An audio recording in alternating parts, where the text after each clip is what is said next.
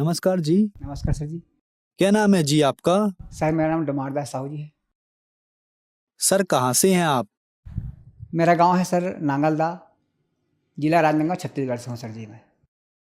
Sir संत रामपाल जी महाराज से नाम दीक्षा आपने कब ली?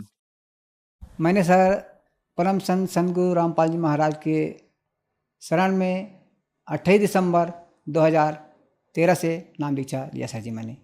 संत रामपाल जी महाराज से नाम दीक्षा लेने से पहले आप क्या भक्ति साधनाएं करते थे? हमने सर हिंदू परंपराओं के अनुसार वही अपना ब्रह्मा विष्णु महेश तथा अन्य देवी देवताओं की पूजा करते थे।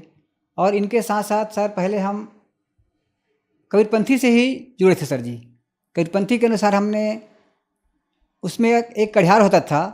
कड़ियार ने हमको कुछ बताते थे कि शाम को संध्या आरती करना चाहिए। तो हम लोग उस समय सर जी संध्या आरती करते थे। उसमें हमको बताते थे कि संध्या सुमरन आरती और भजन भरोसे दास, मनसा वाचा कर्मणा जब लग घट में श्वास, श्वास श्वास में नाम जपो वृथा श्वास मत खोए, ना जानो इस श्वास को आवन होए न कि होए, श्वासा की कर सुमरनी कर जप पको जाप, परम तत्व को ध्यान धरू सोहंग आपे आप, सोहंग पवन पवन में बांधो मेर सुमेर, ब्रह्मगांठ हृदय धरू यह विद माला फिर। इन सभी चीज़ों के बारे में जरूर हम लोग पढ़ते थे सर जी, लेकिन हमको उनके गहराई का ज्ञान हमको नहीं मिला था सर जी। तो इसके बारे में हमको मिला कि हमारे पत्नी के भाई ने पहले परम संत रामपाल जी महाराज से नाम दीक्षा लेकर के आए थे।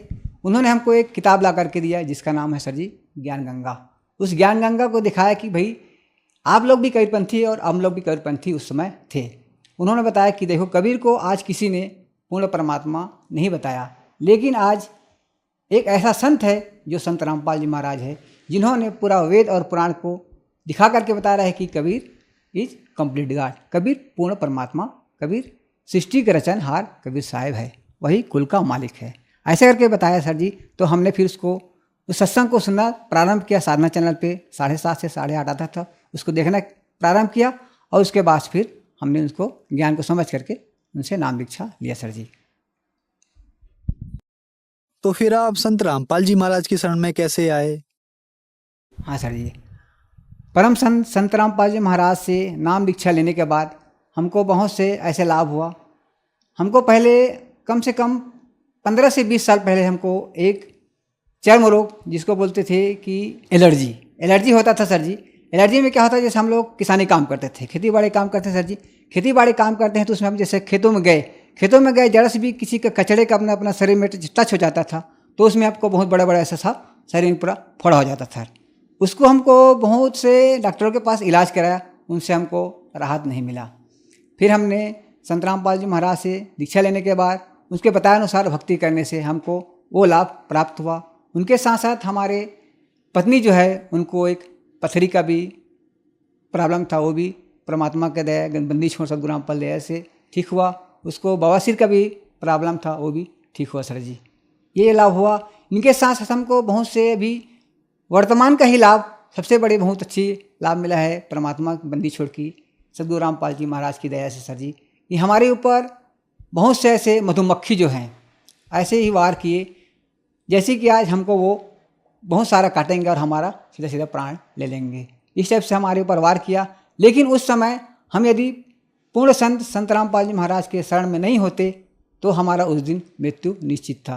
परमात्मा बंदी छोड़ सदगुरु रामपाल महाराज ने कहा है, सदगुरु शरण आए से आई टला बली, और जो मस्तक में सूली थी वह कांटे में टल जाई। तो परमात्मा सदगुरु रामपाल जी महाराज ने हमको नाम दीक्षा दिया था, उस नाम का हमने सुमरण किया। वैसे ही मधुमक्खी ने फिर अपने आप अपने जहाँ आए थे उसी जगह अपना चल करके भग गए जी सर जी। चर्म रोग की समस्या हमको लगभग 15 से 20 सालों से था, वो समस्या भी हमको मिजाज मिला, वहाँ से लाभ मिला सर जी। और इसके साथ साथ हमको आध्यात्मिक लाभ मिला।